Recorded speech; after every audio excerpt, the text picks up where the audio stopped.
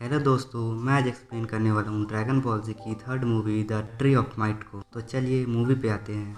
Movie की starting scene में बुल्मा, क्रिलन, Gohan को दिखाया जाता है जो जंगल में कैंपिंग करने गए होते हैं। फिर वे कैंपिंग करने के बाद वहाँ सो जाते हैं। रात में सब सो रहे होते हैं तो एक म्यूटोराइट जंगल में आकर गिरता है जिससे उनका नींद खुल जाता है। बाहर जाकर देखते हैं तो जंगल में आग लग चुका होता है। आग को बुझाने गोहान और क्रिलन जाते हैं और आग को बुझाने लगते हैं। उस आग को बुझाते हुए गोहान एक ड्रैगन को बचाता है जो पेड़ के नीचे दब गया रहता है। गोहान क्रिलन मिलकर आग को बुझा लेते हैं।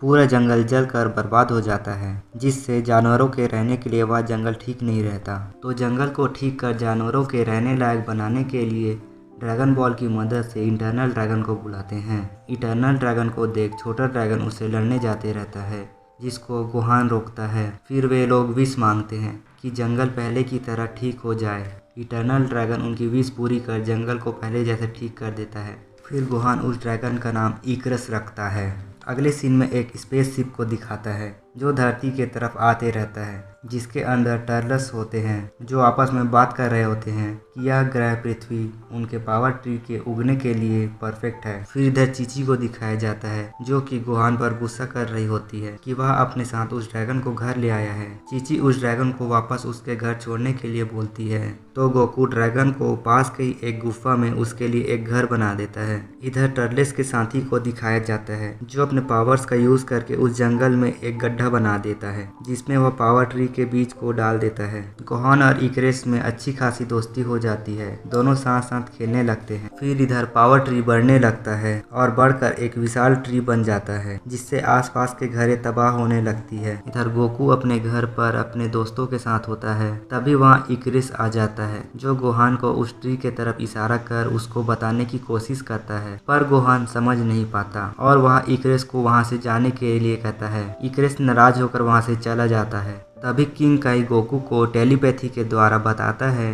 कि धरती पर एक ट्री उग गया है जो कि एक पावर ट्री है जिसमें एक फल उगता है जिसको खाने से पावरफुल हो जाते हैं। यह ट्री धरती से उसकी सारी एनर्जी सोख लेगा। धरती पूरी बंजर और बेजान हो जाएगा। तुम्हें जाकर उसका मुकाबला करना होगा जिन्होंने यह बीज को बोया है। गोकू अपने साथियों के साथ पेड़ के पास जाता है और उसको नष्ट करने के लिए मिलकर उस पर पावर अटैक करते हैं लेकिन पेड़ को खरोच तक नहीं आता। तो सभी लोग पेड़ के ऊपर जाते हैं जहां पर टर्टल्स के साथी होते हैं। उन लोग गोकू और उसके साथियों पर अटैक कर देते हैं। उनके बीच फाइट स्टार्ट हो जाती है। क्रिलेन डिस्ट्रक्टर डिस्क से अमांड पर अटैक करता है लेकिन अमांड भी डिस्ट्रक्टर डिस्क का अटैक करता है। दोनों का डिस्क आपस में टकरा कर दोनों पर बैकफायर होता है। इधर यामचा काकाओ पर अटैक करता है लेकिन यामचा उससे हार जाता है। अपने दोस्तों की हेल्प करने के लिए गोहान आता है तो उसकी पावर लेवल को देख टर्टल्स सरप्राइज हो जाता है और वह समझ जाता है कि वह एक सेयन है और वह गोकू का बेटा है। तो टर्टल्स वहां गोहान के पास चले जाता है और उसे कहता है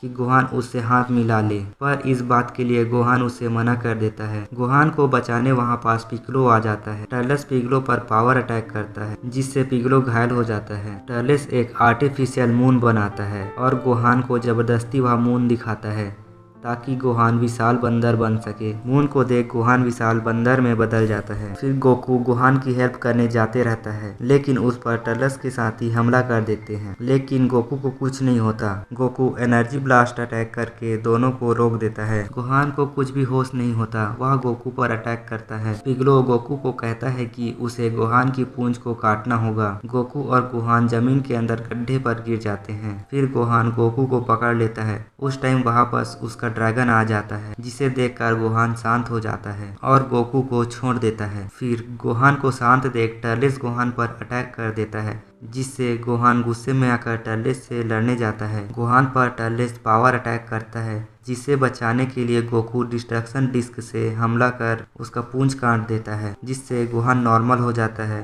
और उस अटैक से बच जाता है। गोकू के सभी साथी घायल हो जाते हैं, लड़ने के लायक नहीं रहते। तो गोकू टर्टल्स और उसके दोस्तों से लड़ने जाता है। गोकू की हेल्प के लिए पिगलो भी आता है। पिगलो टर्टल्स से फाइट करता है लेकिन आखिरकार पिगलो टर्टल्स से हार जाता है और और इधर गोकू टर्लेस के साथियों के साथ फाइट करते रहता है और उन सबको हरा देता है। फिर इधर गोकू और टर्लेस की फाइट होती है जिसमें गोकू भारी पड़ते रहता है, तो टर्लेस उस ट्री से फल को तोड़कर खा लेता है जिससे उसकी पावर बहुत बढ़ जाता है। गोकू अपने पावर बढ़ाकर टर्लेस से फाइट करता है, लेकिन फिर भी टर्लेस गोकू पर भारी पड़ता है। टर्लेस के अटैक से गोकू बुरी तरह घायल हो जाता है। टर्लेस को रोकने गोकू के दोस्त फिर से खड़े हो उठते हैं। गोकू के दोस्त टर्लेस से फाइट करते रहते हैं। इस बीच गोकू पृथ्वी से एनर्जी मांगता है, पृथ्वी के हर एक चीज से शक्ति मांगता है। पिगलो लोग फिर से हार जाते हैं। गोकू स्पिरिट बॉम्ब से टर्लेस पर अटैक करता है, लेकिन टर्लेस उसके अटैक को रोक देता है और गोकू पर अटैक कर देता है। अर्थ के पास ज्यादा एनर्जी नहीं बची होती है, जिसके कारण गोकू को एनर्जी नहीं मिलता, जिसके कारण उसका स्पिरिट बॉम्ब असरदार नहीं होता है।